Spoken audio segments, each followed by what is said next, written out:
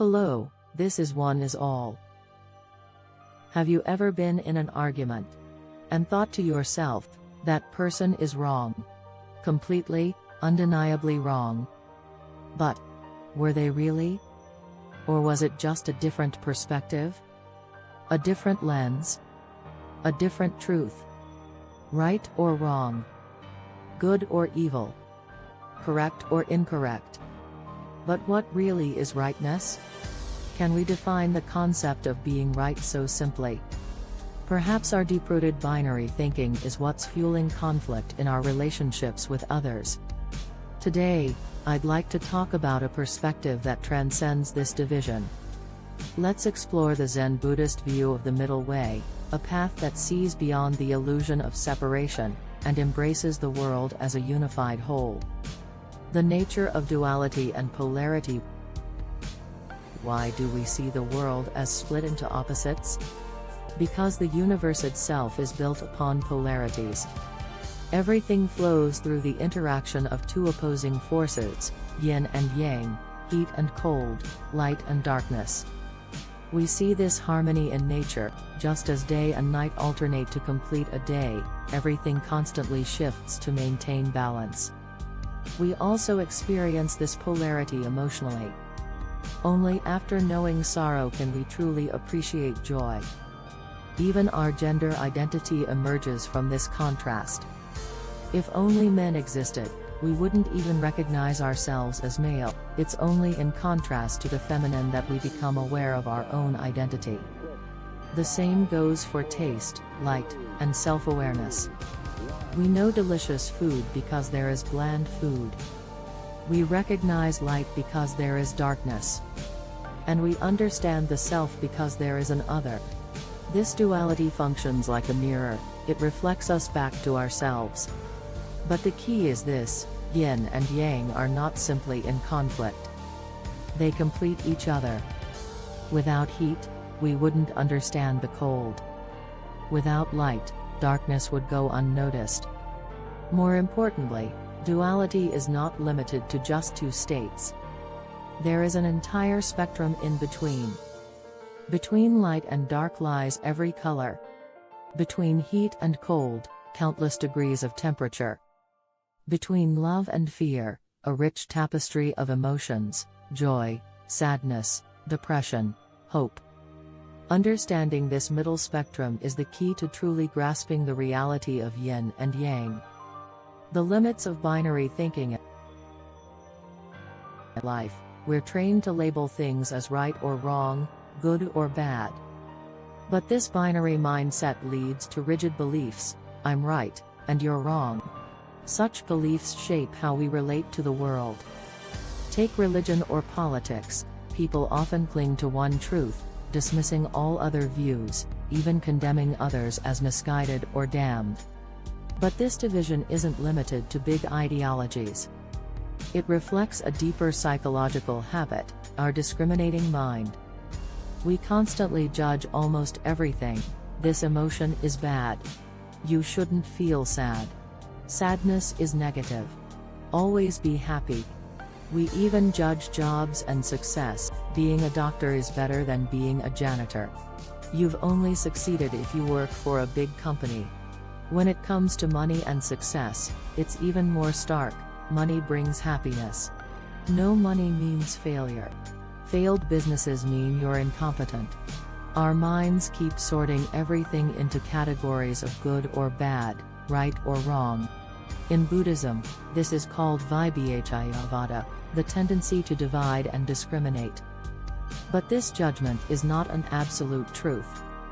It's just a perspective, a single point along a broader spectrum. The real danger is that this mindset isolates us. It leads us to reject others and even suppress parts of ourselves. Eventually, it fills our inner world with fear and anxiety. Ultimately, all suffering stems from this relentless tendency of the mind to judge and divide. All polarity comes from one source: light and darkness, heat and cold, love and fear. Though they appear as opposites, they are simply different states of the same energy. Think of a coin, it has two sides. but it's still just one coin.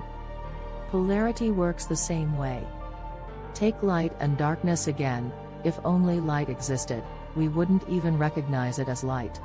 Light becomes visible only within the contrast of darkness. They are not enemies, they are interdependent. One reveals the other. Light is made known by darkness. This shows us that these opposites are not separate, they are two expressions of one reality. The same goes for heaviness and lightness. You only understand light in relation to what's heavy. Without the contrast, the concept doesn't exist. So, what seems different is really just the unfolding of a spectrum, sourced from a single essence. From this perspective, there is no absolute right or wrong in anything. There is only uniqueness and relative value. True wisdom lies in seeing polarity not as opposition but as part of a continuous, unified field. And it is this deep understanding that leads us to the middle way. The seat of balance and the middle way. People who have experienced the dangers of extremes often say, avoid extremes and uphold the middle way. Thus, many misunderstand the middle way as merely choosing a midpoint, abandoning both extremes and settling for something in between, like choosing lukewarm water between hot and cold. However, this is a fundamental misunderstanding of the middle way. The middle way is not about choosing lukewarm water over hot or cold. It is about understanding that neither hot nor cold nor lukewarm is inherently right or wrong. Each state is merely a position on a spectrum of polarity regarding a particular object. The middle way acknowledges the inherent value of each state while maintaining the freedom to choose without attachment. Therefore, we are free to choose anything. But there is an essential premise: we must deeply understand that whatever choice we make, it can never be absolutely right. When we hold this insight, we become less attached to any particular choice or perspective, allowing us to navigate life with greater lightness and flexibility. As human beings born on this earth, we experience discernment in every waking moment. Even the seemingly trivial act of deciding what to eat for breakfast is a form of discernment. Should I have a warm bowl of soup or just some bread? Should I prioritize health or just go with what I crave? Even in such seemingly trivial decisions, we constantly compare, judge, and choose. Perhaps we have come to this earth to experience the process of discernment. Without the existence of me and the other, we could never understand ourselves. Thus, discernment itself is a natural part of life. However, those who have realized the seat of the middle way know that there is no absolute right or wrong. With this realization, we cease to cling to any particular choice, and in doing so, our minds become more flexible and our hearts more liberated. Transcending discernment and embracing infinite love. Through a deep understanding of duality and polarity, we can finally enter the state of infinite love. When we speak of infinite love, it goes beyond mere emotional affection. It signifies a profound understanding of all beings. This love begins with comprehending the dualities within each being and the infinite spectrum in between. In that moment, we gain the ability to genuinely empathize with another person's situation, transcending judgments of right and wrong. We come to understand, this is not right, and that is not wrong.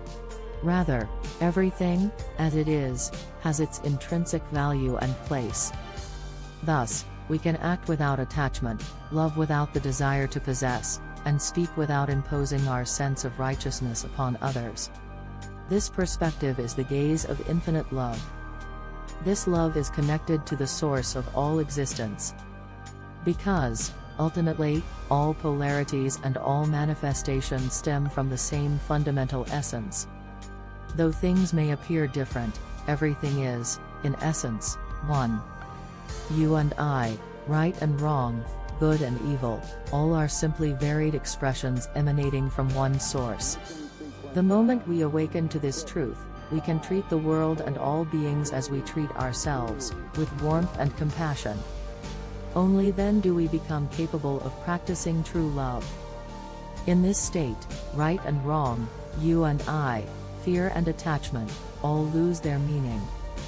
For we have come to realize that all is one.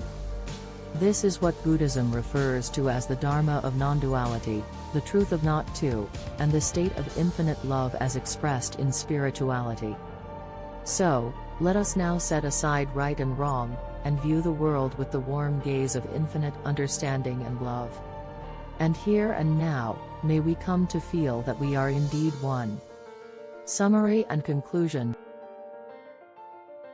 Duality and polarity are mere structures to experience the world, but the essence is one. Light and darkness, love and fear, right and wrong, none of these are separate but are pairs that help us recognize each other.